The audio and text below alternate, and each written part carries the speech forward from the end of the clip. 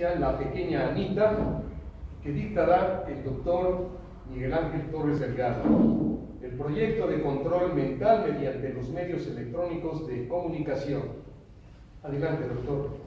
Muchas gracias. Bueno, nuevamente un saludo a todos ustedes. Estamos en familia, pero fundamentalmente, más que ser una conferencia magistral, una exposición, pues es una charla en la cual voy a intentar ser puente para que sean receptáculos de algo que está muy distante a lo que estamos acostumbrados en el periodismo actual, en el cual, si ustedes esperan que les voy a dar un montón de información, pues no es así como información. ¿Y saben por qué?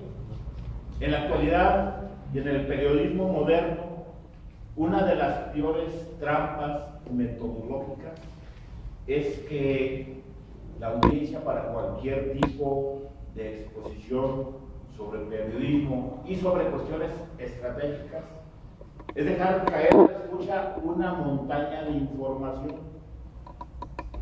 Y esto no es que haya sido el mimetismo de los medios de comunicación afanados por imitar unos a otros, no, nada de eso, sino que fue un proyecto y ha sido un proyecto que esencialmente tuvo su punto de partida en el año de 1937 del siglo pasado, pero que ya había sido obviamente impulsado en otras épocas de la humanidad. Pero la gran diferencia, y en estos momentos, les mencionaba esa trampa metodológica de dejar caer a la escucha prácticamente una avalancha de información y de hechos, bueno, incluso que algunos de ustedes han oído de algún programa televisivo noticioso que así se llama, hechos. La trampa metodológica consiste en dar simplemente como un flachazo dentro del conocimiento humano en un momento determinado en el cual a la escucha no se le da el contexto. Discúlpenme que les informe que como sociedad en la época actual somos la más desinformada que ha existido en la época moderna y a partir de los medios impresos, posteriormente los medios electrónicos. Y si ustedes al final juzgan, sería con justicia que no lo tomen como una conferencia, sino como la exposición de un método, como dije en un principio. Bien, como punto introductorio es importante que tomemos conciencia del por qué es que la situación actual, en un mundo convulso, y que obviamente haciendo alusión a la caída de cada imperio, en cualquier época de la humanidad, esta caída se ha caracterizado precisamente por ser un deterioro general en todos los órdenes de la existencia en el ser humano. Nada más que con tal sofisticación como la que existe actualmente, no había existido jamás. Y efectivamente, este nombre de Little Annie, o Pequeña Anita, viene siendo precisamente la instalación de un analizador de programas que se repiten y que inconsciente o desconocidamente la hacen la mayoría de entre llamados comunicadores. ¿Qué es lo que pasó? ¿Por qué se planteó precisamente este proyecto? Bueno, vamos a viajar, como es en todo exposición estratégica, hacia atrás y hacia adelante, en el tiempo, refiriéndome en este sentido. Pero el punto de partida es el año de 1937 en los Estados Unidos de Norteamérica, y que fundamentalmente fue un plan, un proyecto que se llevó a cabo en las pláticas en diferentes ocasiones con comunicadores. Algunos se sorprenden y dicen, pero ¿cómo que esto ha sido así? Yo no lo sabía. Bien, dentro de de esta sorpresa aparente se encierra precisamente una finalidad. Y ya sabemos que oímos hablar de causa-efecto. Cuando ocurre algo, sobre todo en el ámbito social, llámese político o económico, bueno, para ser más precisos, pues la economía no es más que parte de la política. Si, bueno, no hay un amigo economista, así de que no estoy hiriendo susceptibilidades, para que crea que la economía es un mundo y una esfera que se mete per se, no es así. Bien, ¿qué es lo que se pretendía? Pues precisamente lo que ocurre actualmente. Fíjense, y hoy, incluso en la vida académica, se está acostumbrado a ir al grano. Ve al punto, sé concreto. ¿Y esto qué implica? Implica no conocer absolutamente nada de nada. Anteriormente, cuando recién inicia la radio, y quiero mencionarles que, por ejemplo, la radio, cuando la Primera Guerra Mundial, pues era prácticamente insignificante, situándonos en el punto de partida de este proyecto. En los Estados Unidos no había más que alrededor de 150,000 aparatos receptores, o radios, como le conocemos. Pero ya para cuando se implementa el proyecto Pequeña Anita, o el radioproyecto, también como es conocido, y del cual no es invención de mi imaginación, ni de una trasnochada y así a la noche donde digo, ay, se me hace que un radioproyecto. No, todo está perfectamente en el aspecto de la investigación demostrado. Es demostrable completamente. Pero ya para ese año, en los Estados Unidos había alrededor de 27 millones de aparatos receptores, cuando las familias en los Estados Unidos eran alrededor de 32 millones. ¿Y qué es lo que es este medio de penetración? Que por supuesto, para ser utilizado como un mecanismo de control social, que esa fue fundamentalmente la finalidad por la cual fue criado, entonces se le dio un potencial gigantesco. Ni idea tenían en aquel entonces de la internet, por supuesto que no.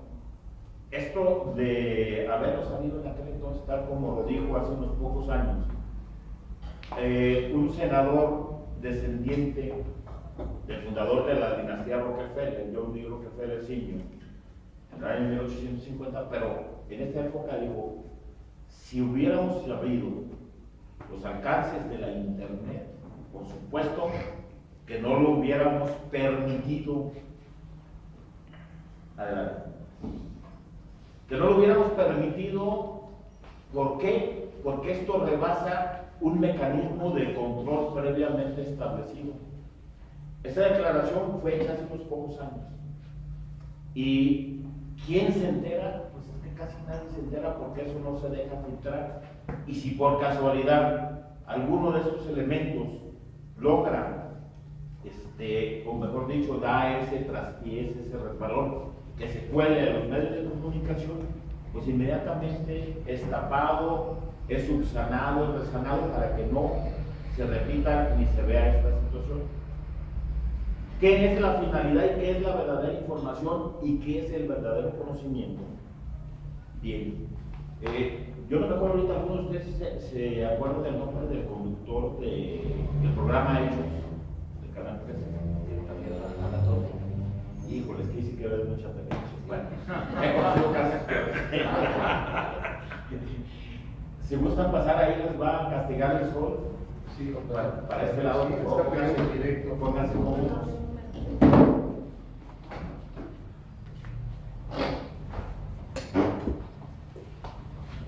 Bien, dentro de esta situación, les mencioné en un principio qué es lo que ocurre con el escucha, con el ciudadano común y corriente que quiere enterarse de qué es lo que pasa, pues se le deja caer toda esta montaña de hechos. Ahí es el primer punto de partida de lo que verdaderamente es el conocimiento y la verdadera información. Anteriormente los programas, los incipientes programas radiales, eran dos comentaristas, se analizaba los temas más importantes, más prominentes del momento, y no hacía una secuela de noticias y primeramente, como decir, los encabezados, sino que se analizaba ese tema. Entonces ya no es eso de que vamos al punto, al grano. Se veía el contexto completo, su historicidad, su pretensión, su alcance, la finalidad, las circunstancias y quienes probablemente habían intervenido precisamente para que ocurriera tal o cual cosa. O quienes no habían actuado también para que esto hubiera ocurrido. Les voy a poner un ejemplo. El verdadero conocimiento es como escuchar una obra de teatro clásica. Les voy a poner un ejemplo. Por ejemplo, Hamlet, de William Shakespeare. Que ahí en Hamlet se encierra y se contiene la interrogante, una de las interrogantes más famosas en la historia de la humanidad, que probablemente hayan escuchado, si alguien quiere completar, cuando se pregunta al personaje principal, Hamlet, que dice ser o no ser. Así He aquí el problema. He ahí el dilema, efectivamente. Esto ocurre al final del segundo soliloquio y principios del tercer soliloquio, en donde tal parece que en la historia actual y en los acontecimientos a nivel mundial que rigen en este momento es como una reproducción de esta tragedia, en lo cual, como género literario, las tragedias, hay muchos géneros en la novela. Existe la comedia, existe el drama. En la comedia pues es ligera, puede ser chusca, tiene muchos ribetes en la comedia. Pero en el drama, la situación y los personajes principales se ven enfrascados en ciertas situaciones que apuntan a un grado de peligro con un posible desenlace trágico o no. Pero la tragedia, a diferencia de todos los demás géneros literarios, consiste precisamente en que inevitablemente termina mal. Y siempre termina mal. La tragedia no tiene ninguna otra salida más que un final desastroso. Pero generalmente, ¿por qué ocurre eso? Si alguno de ustedes ha ido a alguna obra de teatro, ha presenciado algo en este sentido, pues termina mal. ¿Saben por qué? Porque el personaje central, como en este caso Hamlet, decide no actuar. ¿Y por qué no actúa? Generalmente es por miedo. Y al no actuar, ¿qué es lo que ocurre? Desgraciadamente en Hamlet, en ese momento en Dinamarca, es un desastre completo. ¿Y quién padece las consecuencias? Pues es los gobernados en ese reino. Muy bien. ¿Cómo vamos a establecer entonces como punto de partida? Yo quisiera plantearlo como lo planteó el científico para mí, la mente más brillante, no tanto en el aspecto filosófico, guardo mi reserva para Sócrates, pero en este aspecto Leonardo da Vinci. Leonardo da Vinci, dentro de algunas curiosidades, existen bosquejos de Leonardo da Vinci, de submarinos, de helicópteros y todo eso. Ya nos imaginamos, pero fuera de todos sus bosquejos del estudio del cuerpo humano, la humanidad siempre se había preguntado cuál era la sección áurea del ser humano, dónde se encontraba la proporción del cuerpo humano, y él la descubre, y precisamente se encuentra en el puño. Con el puño determinamos, por ejemplo, si hablamos de los filtros que tienen los organismos, el pulmón, 2 puños, el hígado, 2 puños. Si queremos comprar calcetas, la circunferencia de nuestro puño determina la circunferencia de nuestro pie, y así. Entonces, eso lo descubre Leonardo da Vinci, y tomando como punto de referencia el puño, cuando pintaba, el dedo pulgar le servía para establecer el punto de fuga. Adelante. Adelante. aquí no seguimos un protocolo muy rígido, podemos intentar. Entonces, establecía el punto de fuga para pintar y le daba profundidad al plano. Un aspecto totalmente científico. Yo pretendo, con la exposición de este método, basado en el radioproyecto Lilo Ani, hacer exactamente, no exactamente, ya me puse muy pretencioso, bájale Miguel Ángel, de rayitas, muy bien, ya nos pusimos, no me pongo al nivel de Leonardo da Vinci, pero, a ver, vamos a darle profundidad al conocimiento, y repito, ustedes no están recibiendo información, al conocimiento, para poder entender por qué estamos aquí, qué ocurre aquí en nuestra época que a nosotros nos tocó vivir y qué papel jugamos o podemos jugar en esta época. Entonces, aquí nos podemos situar como personajes de una obra clásica. ¿Por qué precisamente se analizó la radio? Les voy a narrar un poquito con respecto a la radio y lo que se inició como punto de análisis. Precisamente fueron las novelas radiofónicas. Y actualmente no quiero balconearlos, por eso no les voy a pedir que levanten la mano. Le voy a hacer mejor como le hacía Fidel Velázquez en las juntas directivas, cuando estaban todos los delegados, y ya exponía brevemente su punto de vista. Levante la mano que esté en contra. Que aprobaba milagrosamente. Entonces, aquí le voy a pedir la mano, mejor que levante la mano a los haceres de Velázquez. ¿Quién jamás haya escuchado, visto, al menos algunos capítulos de una novela, llámese radiofónica, televisiva? Vaya, estamos en el planeta Tierra.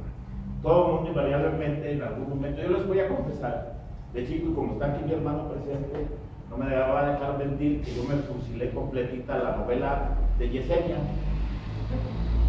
Leída. A ver, ¿oíste hablar de Jorge Lavar? Sí. De Fanny Caro. No, nadie de ustedes, ¿verdad? Bien.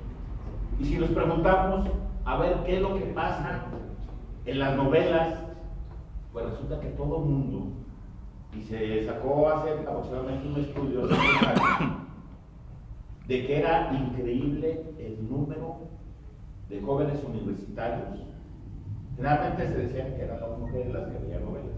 No, yo era un niño, ya me pongo ahí como punto de ejemplo, pero las novelas, porque surgieron por accidente, les voy a decir, cuando el cine todavía era mudo, surgió por primera vez, llamamos en entregas, en capítulos, como gusten llamarle, pero surge la primera película que no era precisamente La Guerra de las Galaxias, y ya ven que es ¿cómo les llaman ahora? Las sagas, ¿verdad? Sagas, no, ya se oye principal, ahora ya no, que tenga el capítulo ni mucho menos. El punto de partida que tomó Lilo Ani para su proyecto también fue esa película de entrega. No he podido comprobar si fueron 2 o 3 películas. Se llamó Los Pecados de Paulina. Y no era Paulina Rubio, no, si ustedes lo están pensando, no era Paulina Rubio, porque entonces quien se moría de un infarto sería Susana Bustamante. Es como que en 1900, eso se hizo cuando era la Primera Guerra Mundial o la Gran Guerra, hablo del año 1914 a 1918. Pero entonces, ¿qué hizo la casta gobernante a nivel mundial precisamente por medio de la Fundación Rockefeller? Resulta de que reúne a personajes relevantes en estas lides. Uno de ellos fue precisamente Paul Lacherfield.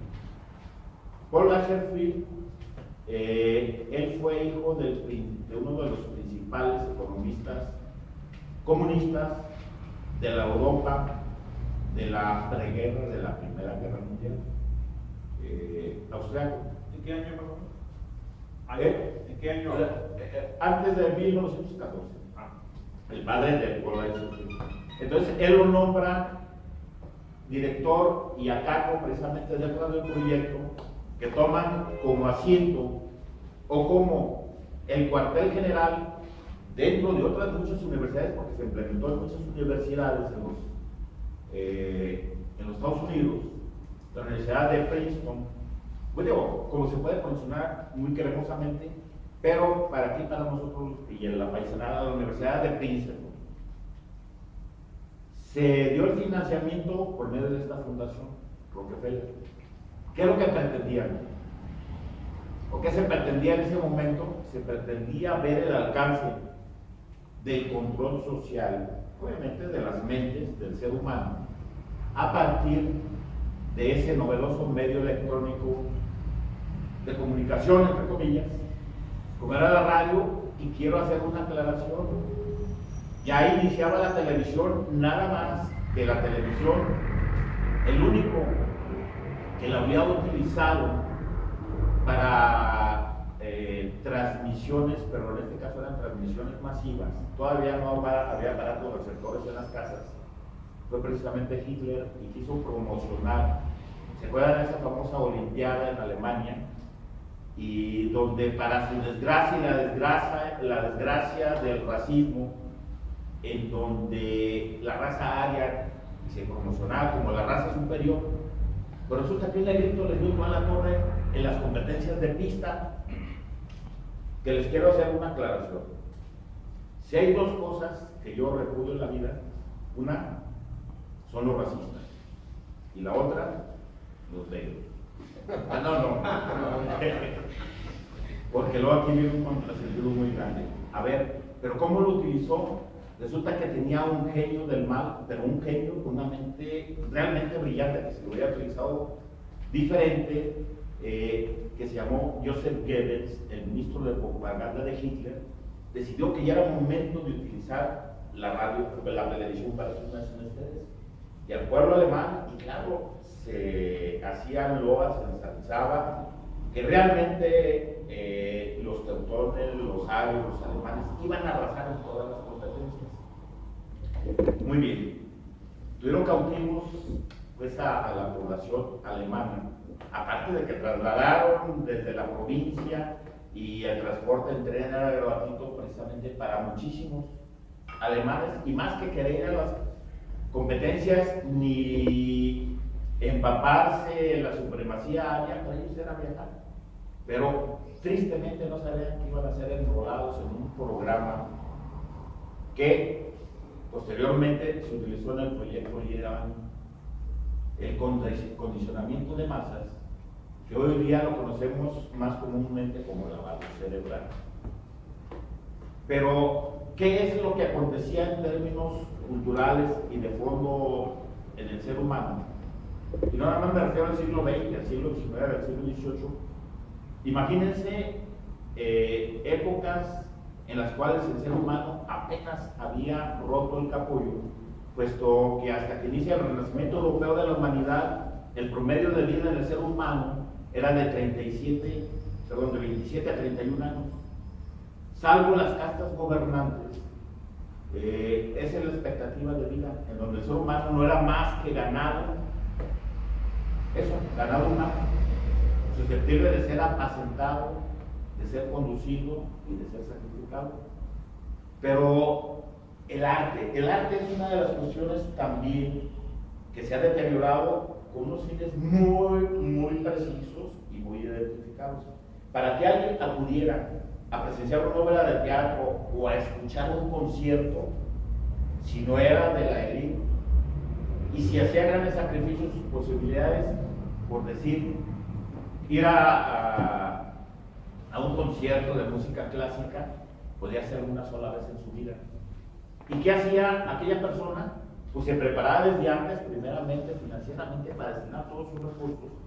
Pero en esa ocasión ponía todos sus sentidos para en el resto de su vida recrear esa experiencia que para el ser humano era preciosa, enaltecedora y profunda.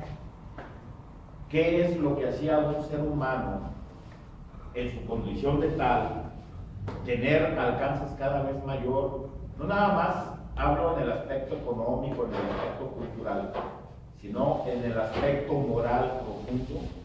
Pues era ello, embellecer el espíritu.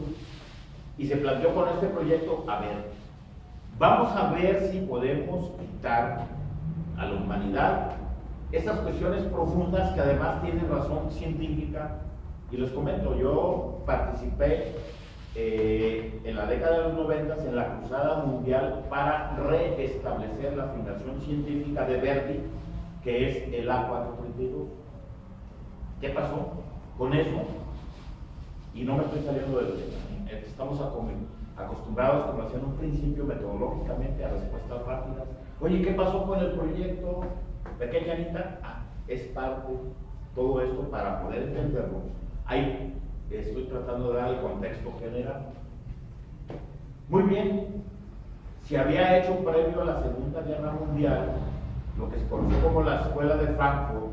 En Alemania se estableció todo un proyecto de estudio para control de las mentes que a la llegada de Hitler tuvieron que salir sus principales personajes, como lo fue Walter Benjamin y Theodor Adorno, dos personajes que son principalmente Adorno muy alabados a nivel mundial. Pero cuando uno ve precisamente sus ligas con las castas financieras y las castas gobernantes, que así es, entonces no fue tan improvisado. Ahí se descubrió que uno de los grandes problemas para que estas castas gobernantes avanzaran en su proyecto de un gobierno mundial, pues era precisamente la moral, era precisamente la cultura y el conocimiento. Entonces había que destruir. Entonces, al contrario de aquel que se concentraba para ver una obra de teatro, un concierto clásico, dijeron y descubrieron formidablemente en este proyecto Liro Ani que la mente humana se puede atomizar, como ya se había planteado en la Escuela de Frankfurt. ¿Y cómo se puede atomizar? Ellos lanzaron como su primer gran experimento en masas que se hizo por millones de personas. Estaba también como una de las principales colaboradoras de este proyecto, Herta Herzog. ¿Y quién fue Herta Herzog? Resulta que ella era una de las directivas de la BBC, perdón, NBC, National Broadcasting System, que hoy pues, es un emporio de comunicación. Y esta Herta Herzog, al final de cuentas, se casa con Paul Eisenfeld y descubrieron que precisamente las novelas radiofónicas que ya se empezaban a hacer capturaban el doble o el triple de la audiencia, porque había novelas radiofónicas de una sola entrega. Si hacía la novela, salían como si fuera una novela de teatro y terminaba el mismo día que se anunciaba. Pero resulta, a ver, si le hacemos como Los pecados de Paulina, y entonces empezaron a hacer radionovelas en entregas.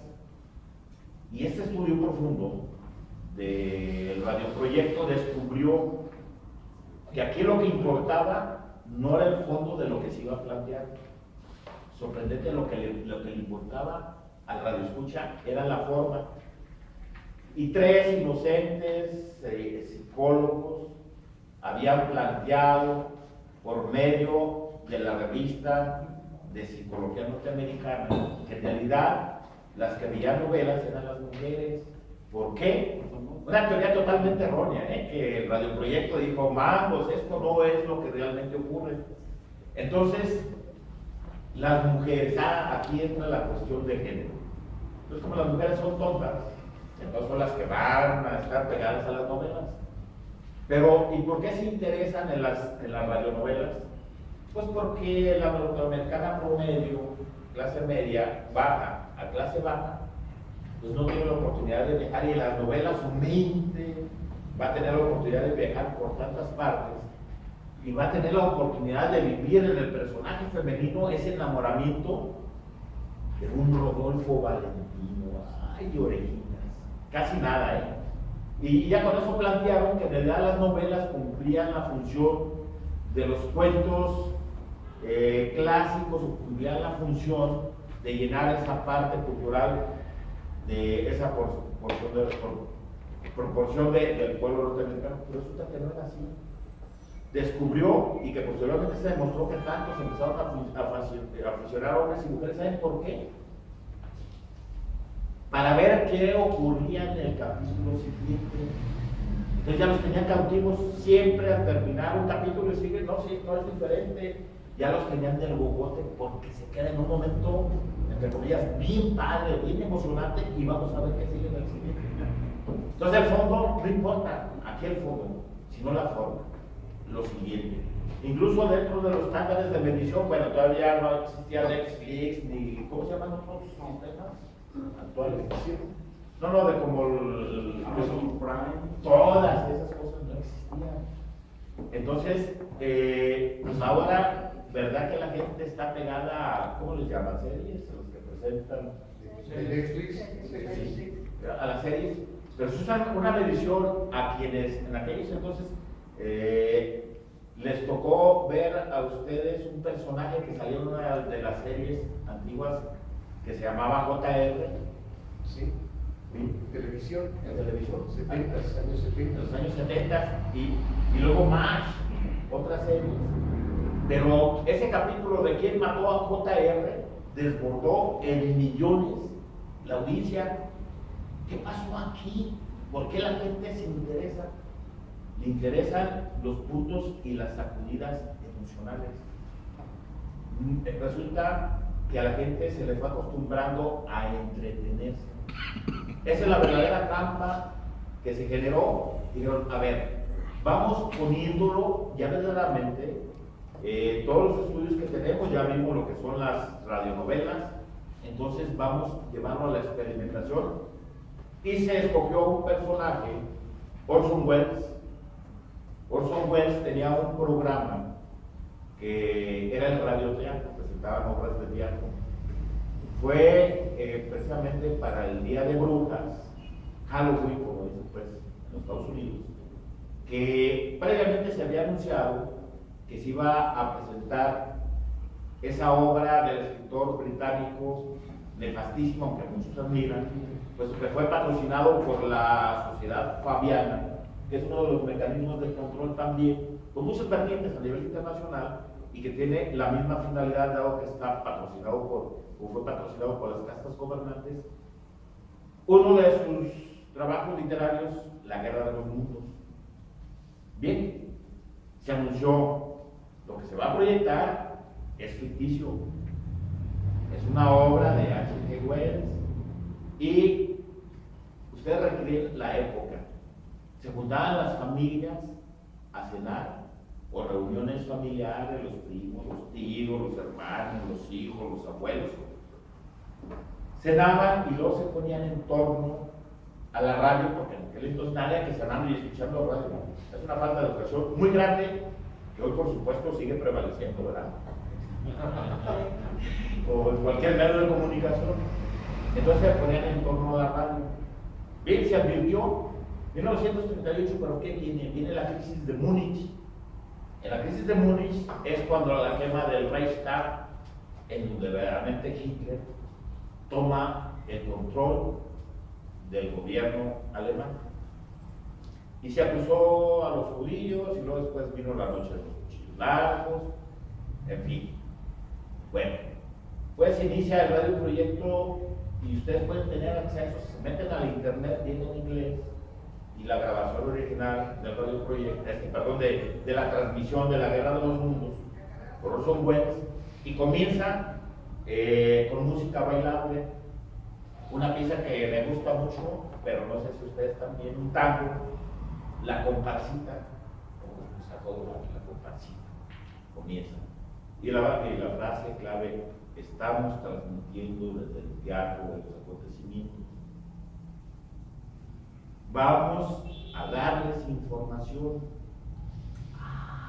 Resulta que Edward Murrow, un periodista corresponsal de la CBS en Europa, esta crisis de Múnich la transmitían por radio, todos los comentarios, y el pueblo norteamericano estaba pendiente porque temían entrar en guerra con Alemania.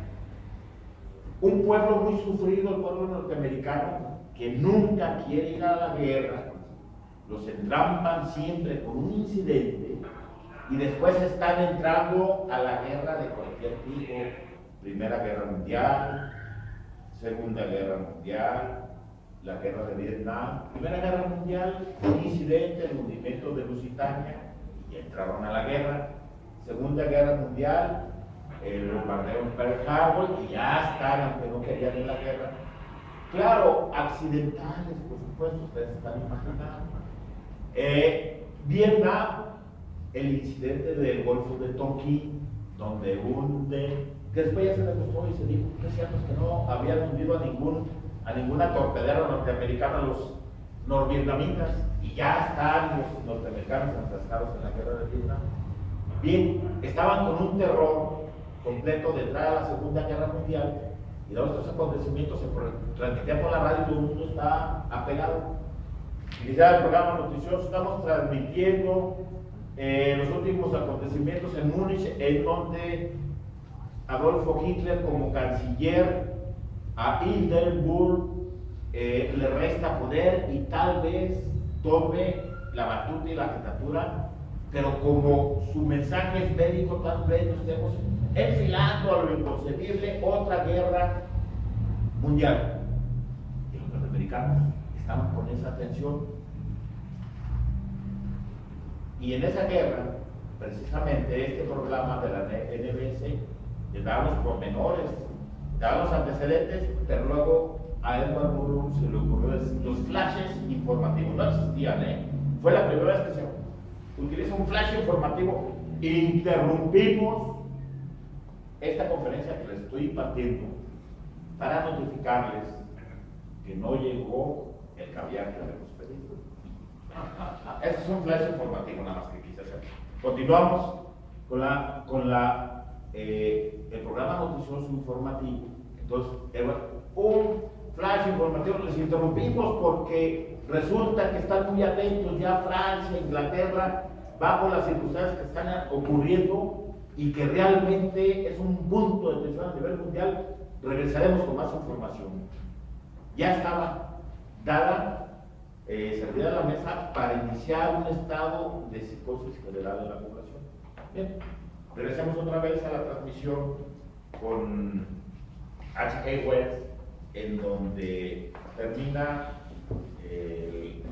la música bailable, la comparsita. Yo creo que en Estados Unidos la comunidad argentina, más de una pareja bailó tango ahí antes de que iniciara.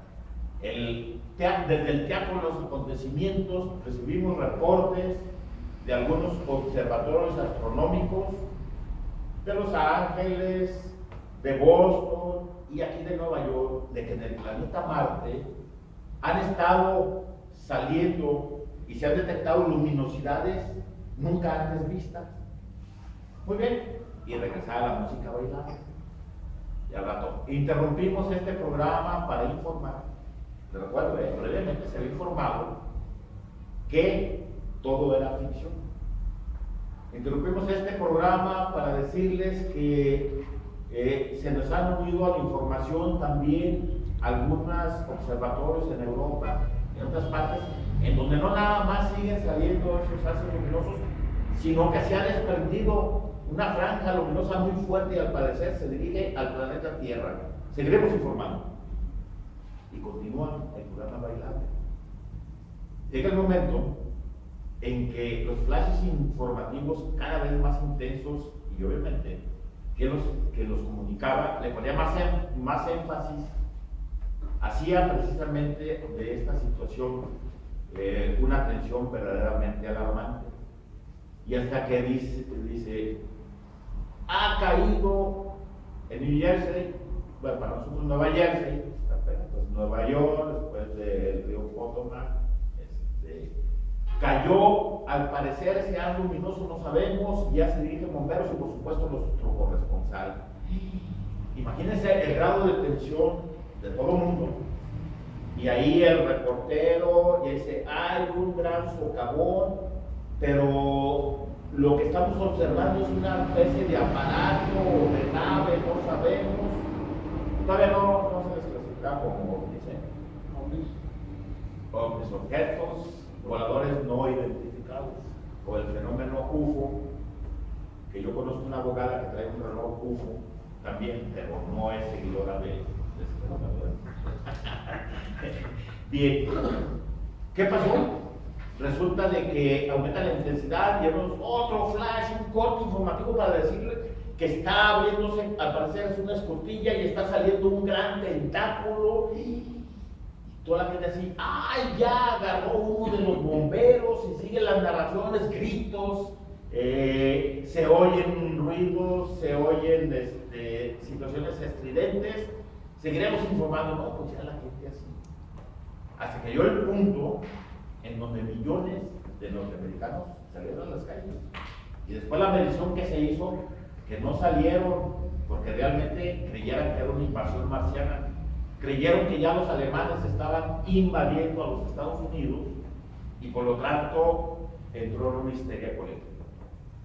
Esto, tú al Radio Proyecto o al Little Army, esa medición en donde sorprendentemente, pese a que a la gente se le puede informar, se desconectan y se van directamente a la forma. ¿Y qué es lo que tenemos en la época actual? Pues precisamente esa situación de ver la forma, qué años aquellos en los que el que es considerado como el primer periodista moderno que ha existido, Pietro Aretino, que era un hijo de su mamacita, renacentista, fue contemporáneo de Miguel Ángel Buonarroti y autor de los versos eróticos, que actualmente todavía dentro de la música romántica hay algunas canciones derivadas de eso. Pero ¿qué hacía Pietro Aretino? Pietro Aretino era un florentino que sacó un diario.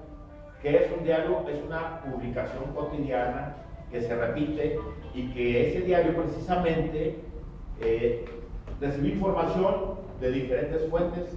Y fíjense qué curioso, él no se parecía nada a los periodistas modernos, porque recibía dinero por publicar lo que llamamos ahora denostar, quemar, denigrar a tal o cual personaje, y lo sacaba, y obviamente al personaje en ciernes caía en desgracia en muchos sentidos, pero también recibía dinero, ¿saben por qué? Por no publicar. Además, como era un desgraciado, Pietro Aretino era un degenerado, un depravado. Yo no voy a decir que era un pederasta, eso no lo sé, pero de que le gustaba el sexo en común así. ¿Y saben qué hizo? Empezó a criticar a Miguel Ángel Buonarroti por sus pinturas en la Capilla Sixtina, cuando las mujeres enseñaban sus pechos y se vio el miembro humano. ¿Cómo se atreve Miguel Ángel Buonarroti? Y fue una guerra directa contra él. Así es, ese tipo de periodismo de doble cara, en donde hago una cosa, pero critico otra que es niña, que es pequeña comparada a lo que estoy haciendo. Muy bien, entonces, por ahí surge otro personaje, precisamente de este radioproyecto, las encuestas. Quinta Avenida, surgen los grandes encuestadores, que son otro de los grandes mitos de la época actual, que determinan elecciones. ¿Quién fue él? Hassel Gaudel. Hassel Gaudel empieza a implementar mediciones, empieza a negociar con ellas y empieza a decir, ¿quieren saber lo que va a pasar? Contrata una encuesta. Y hoy día hay gobiernos, casi en su generalidad, que contratan encuestadores. Aquí en México, pues, hay algunos, no se acuerdan de algunas casas encuestadoras.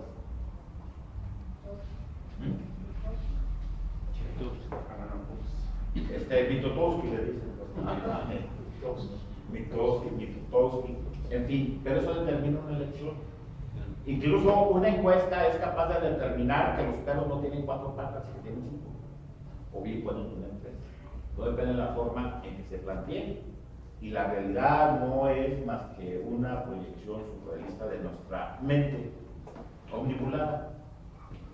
Entonces, a la par con estas dos, empezaron a avanzar y empezaron verdaderamente a reproducir también ya en cine en Hollywood. Ustedes han visto alguna película, los que tenemos más edad, hay algunas películas y esa sensación en donde, por ejemplo, en una película romántica, un beso, tiene uno la sensación de que ya lo vio, o una situación trágica también que ya la vio. Pues resulta que este medidor, Stanton Laserfield, de Little Annie, midió cuáles son los puntos más intensos en las películas, en las novelas, en donde la gente se identifica completamente. Pues si esto lo repiten millones y millones de veces, el mismo beso. Por ahí puedo mencionar, por ejemplo, ¿recuerdan lo que el viento se llevó? Por cierto, ¿alguno de los actores no lo recuerdan? Era un galanazo, el actor principal, pero Vivian Leigh, la actriz femenina, desgraciadamente terminó sus días en el manicomio. Pues ese beso tan famoso, Clark Gable, para ser más gringo. Ese beso con Vivian Leigh se ha repetido hasta en series. Yo no he visto Transformers que se hayan besado así, ¿verdad? Pero tal que un día lo van a aplicar, si es que todavía no se les ocurre hacer películas sexuales de Transformers, pues ahí va a estar ese beso, con toda seguridad, y no lo dudo. Voy a mencionar, y para dar paso a las preguntas y respuestas, que es el punto interesante que debe de haber, nada más como corolario, voy a dar lectura a algunos de los personajes reconocidos, porque hablar de conspiraciones y de que realmente hay grupos de poder que han conspirado a través de los siglos y más en la época actual, es más fácil que el ciudadano promedio crea que realmente los problemas económicos, políticos y sociales, se les comenta, es que es una bacteria que mutó, que vino de Andrómeda, y aquí se gestó y se formó como un ser humano y está oculta como el anticristo y es causante de todos los males. Es más fácil que crean eso a que exista una verdadera conspiración. ¿Por qué? Porque los conspiradores a través de los siglos se han asegurado de que el hablar de estos temas es por principio que el expositor está loco. Que bueno, eso yo tampoco lo voy a negar de mi parte. Pero es más fácil. ¿Y en dónde está precisamente este gran truco, este control de las mentes?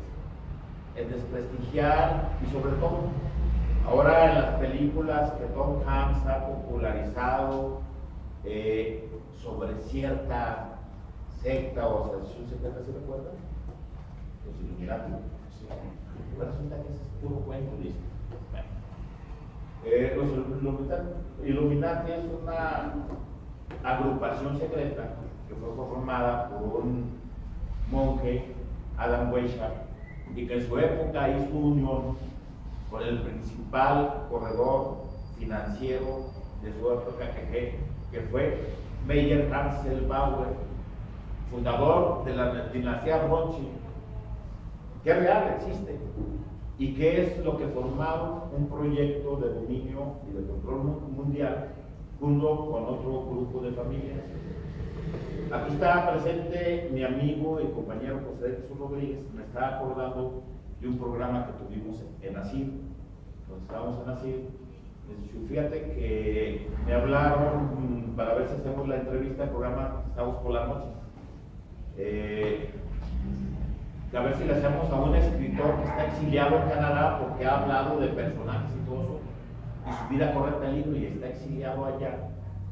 No, pues sí, lo empezamos a entrevistar, nada más que lo que este amigo había escrito en su libro, y la denuncia que hacía y la investigación que traía, y esto no lo digo por presunción, sino por necesidad, no manejaba ni el 10%. O sea, y cuando empezamos a manejar, en ese momento, no sé si él se quería ya exiliar, dices que eso no se dice, ¿no? Pero nosotros lo estamos diciendo, ya se quería exiliar, no sé si en otra galaxia, pero, y eso implica obviamente un riesgo. Quiero mencionar nada más breves comentarios de algunos personajes. Les voy a decir, por ejemplo, Nicholas Murray Butler, presidente de la Fundación Carnegie. En uno de sus trabajos de investigación escribe y menciona, dice, el mundo está dividido en 3 categorías de personas. Unos cuantos, pequeño puñado, que planea que los acontecimientos se produzcan. Otros, que son los que se encargan de su ejecución. Y el resto, que es casi la totalidad de la humanidad, que jamás se entera de lo que ha ocurrido en realidad.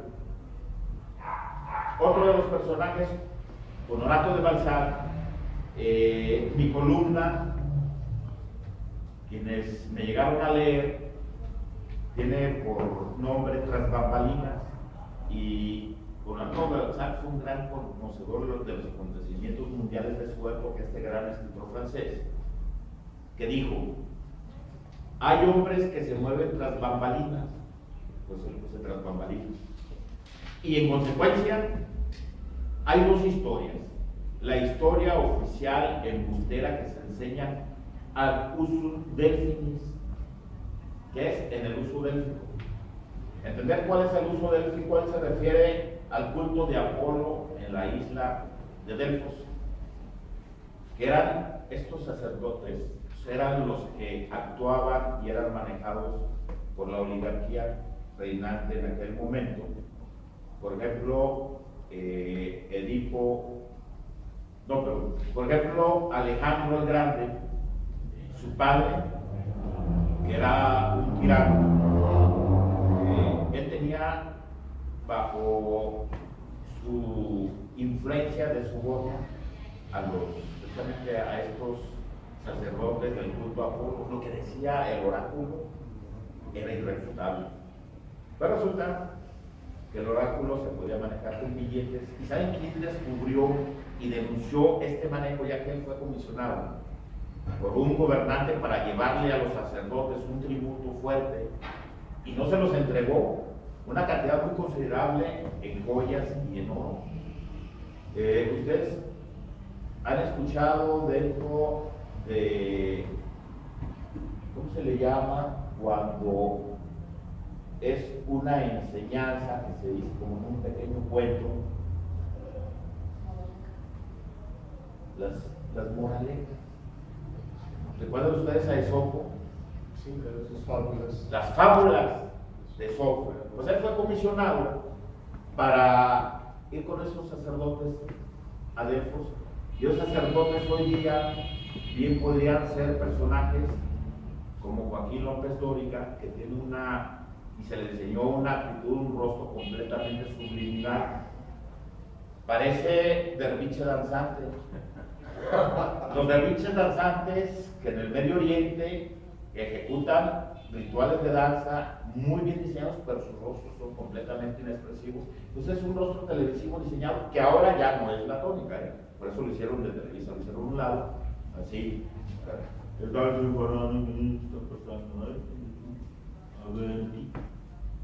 Unos ojos impenetrables, inexpresivos, como que si estuviera hablando mente diferente a un ser humano. Entonces, ¿qué es lo que Esopo descubrió? Que era todo un grupo para trabajar a favor de las oligarquías reinantes, y lo denunció.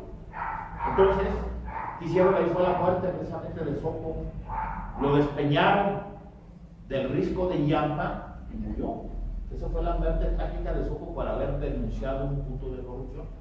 Sirva de ejemplo para aquellos que se atreven a denunciar situaciones que no convienen a los círculos de poder.